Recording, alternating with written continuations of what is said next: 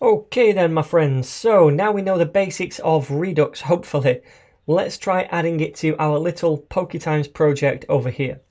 So first of all, we need to install two packages into this project. Let's just cd into the correct directory over here, so PokeTimes, like so.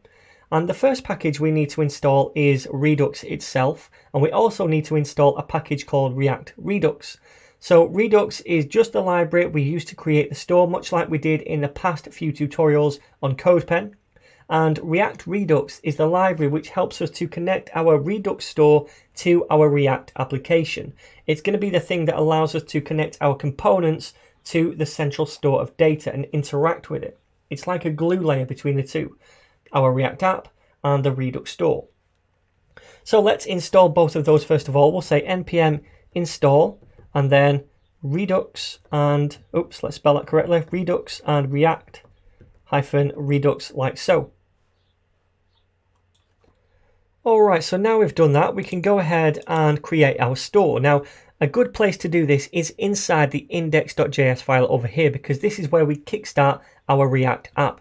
It's where we render it to the DOM over here.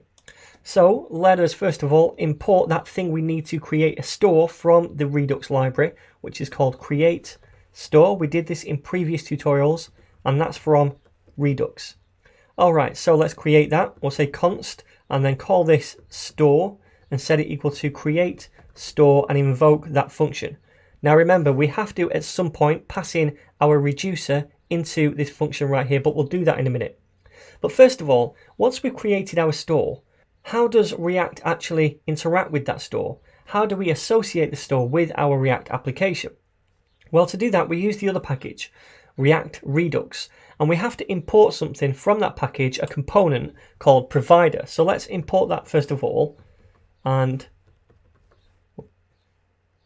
that's called provider from React-Redux. All right.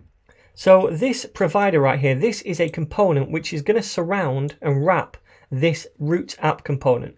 Then we're going to pass our store into that provider, and that is going to provide our application with the store so that the store can then interact with it at a later point in time.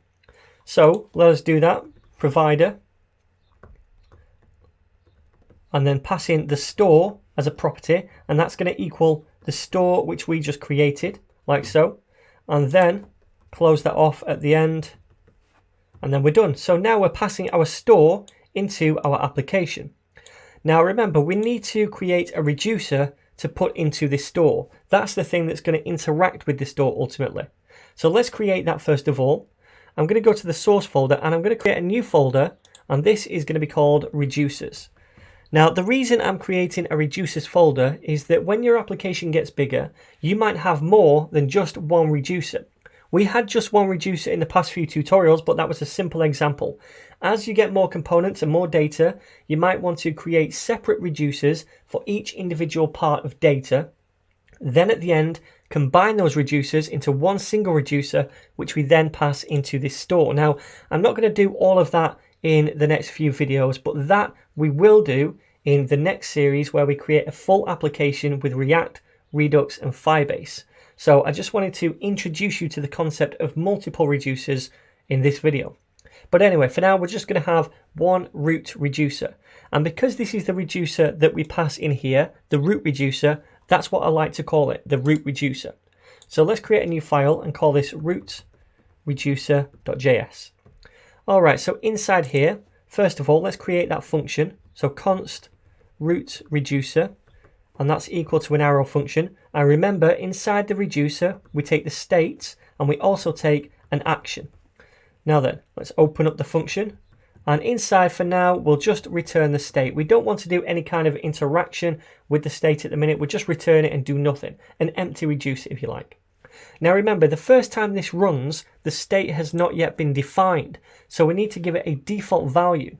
And to do that, we'll create an initial state. So const init state and set that equal to an object, and inside just a posts property with an empty array, so pretty empty to begin with.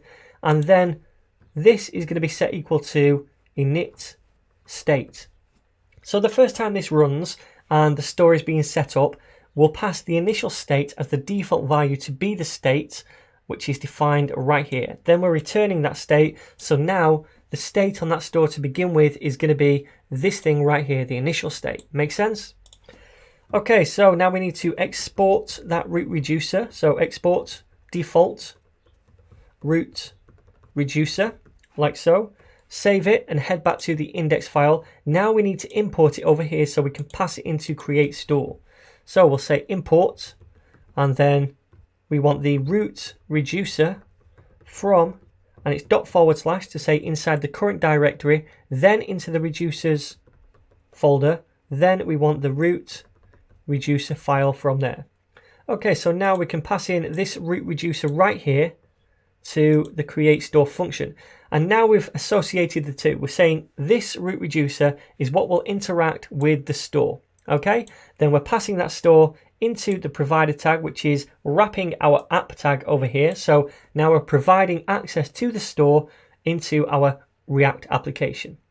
So now we've done that, all the setup's kind of complete. What I'll do in the next video is look at how we can connect a single component to the store and start to interact with it and grab data from it.